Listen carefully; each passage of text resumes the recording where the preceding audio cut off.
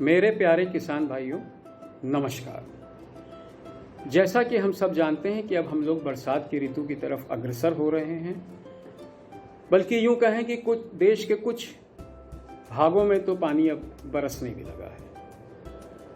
और आप जानते हो कि जब पानी बरसता है, बरसात होती है, तो इस ऋतु में उमस भी बहुत बढ़ जाती है और जगह जगह पे पानी का ठहराव भी बहुत हो जाता है। वाटर लॉगिंग कंडीशन जिसे हम कहते हैं, ये खेतों में और डेयरियों में अक्सर कई जगह मिल जाती हैं। ये सब वो माहौल है जिसमें कि एक कीटाणु बहुत तेज़ी से पनपता है और बीमारियां फैलाता है। तो ये ऋतु हमारे जानवरों के लिए, बीमारी के लिए, ये बहुत ही ज़्यादा खतरनाक ऋतु है। और इसमें जो सबसे ज़्यादा खतरनाक बीमारी है वो है हेमरहैजिक सेप्टिसीमिया।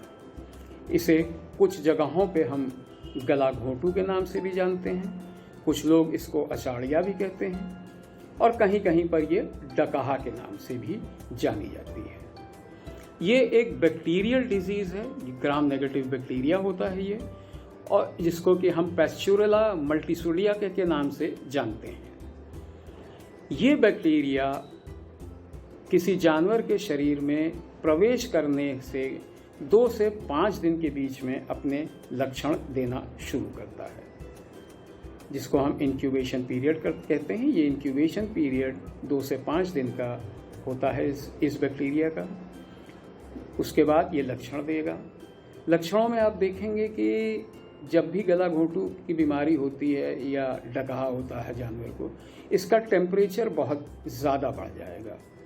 वैसे तो गाय और भैंस का जो नॉर्मल टेम्परेचर होता है वो 38 डिग्री सेंटीग्रेड से 38.5 डिग्री सेंटीग्रेड के बीच में होता है, लेकिन जब उसको ये बीमारी हो जाती है तो ये टेम्परेचर बढ़ के 41 और 42 डिग्री तक पहुंच जाता है।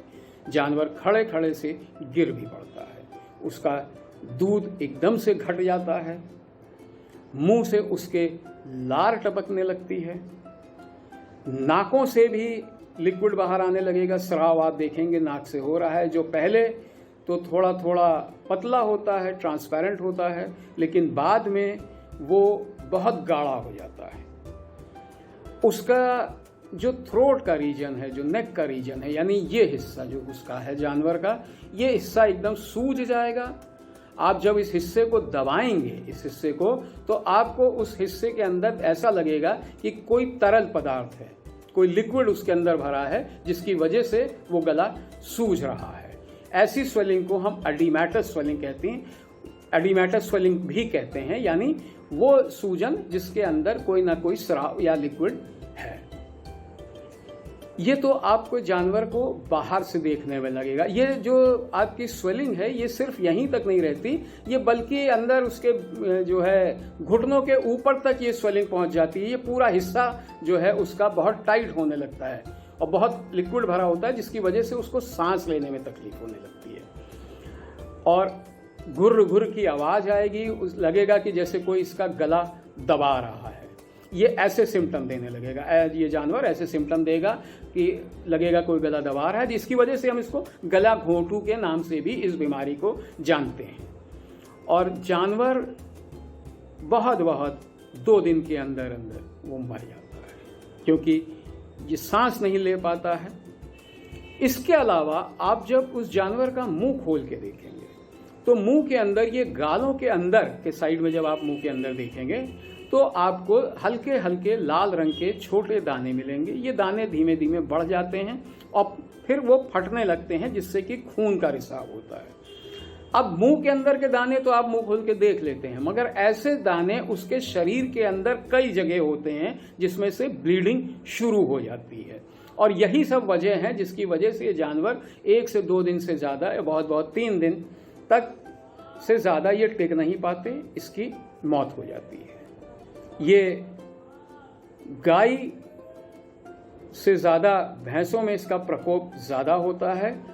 अगर हम आंकड़े देखें तो गाय में तकरीबन 70 to 73% की मोर्टालिटी मिलती है, वरना भैंस में तो ये 80% तक की मोर्टालिटी यानी मौत हो जाती है। इसके अलावा ये जानवर जो है इसका कोई, आप समझिए, इसका कोई इलाज नहीं है इस बीमारी का, इसके सिर्फ प्रिवेंशन है।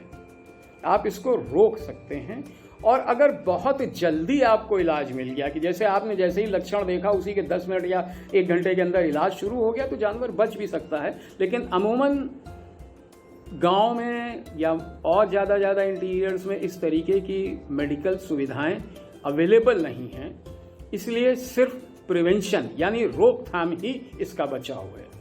इसकी रोकथाम, अब जैसे किसी जानवर को ये हो गया तो अब क्या है कि आपको सबसे पहले उस जानवर को अलग कर देना है दूसरे जानवरों से। ये बहुत तेजी से इसका संक्रमण होता है। जानवर का जूठा पानी कोई दूसरा जानवर पी ले तो उसे हो जाएगा, उसका चारा कोई दूसरा खा ले तो उसको हो जाएगा। अगर बछड़ा एक अपनी माँ जिसको कि ये जो बीमारी हो चुकी है, ऐसे लक्षण दे रही है, उसका दूध पी ले तो उस बछड़े में भी ये बीमारी पहुंच जाएगी। इसलिए बहुत ज़रूरी है अपने जानवर को अलग करना। अपनी डेयरी में ओवर क्राउडिंग मत करें, मतलब कम जगह में अधिक जानवर ना बांधें।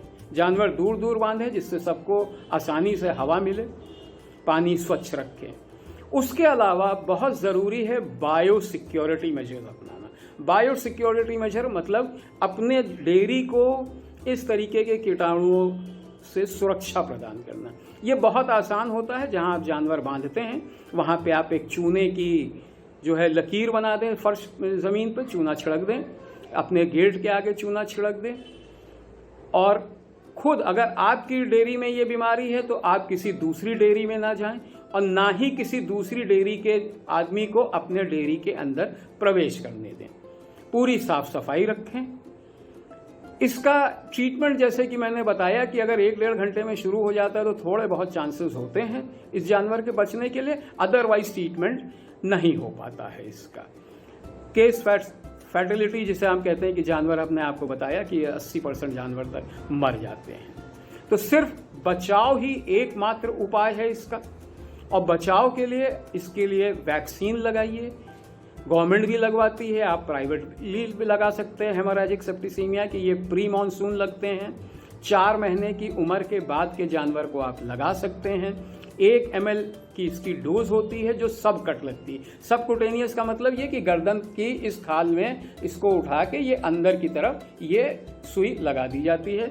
बहुत आसान तरीका है ये बचाव का, और वैक्सीन जब आपके जानवर को लग जाएगी तो फिर उसके बाद ये बीमारी अमूमन नहीं होती है।